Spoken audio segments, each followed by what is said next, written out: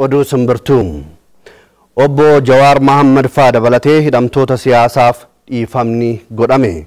Haaluma kanaan namoonni dhiifamaan gad lakkifaman Obbo Sibahat Naggaa, Aadde Qiddusaan Naggaa, Obbo Abbaay Walduu, Obbo Abaadii Zamuu, Aadde Muluu Gabre Egziyaabeer, Obbo Kiiroos Hagos, Obbo Jawaar Mohaammed fi galmee himata isaanii jalatti warra eeraman Obbo Iskindir Naggaa fi himata isaanii jalatti warra eeramanidha.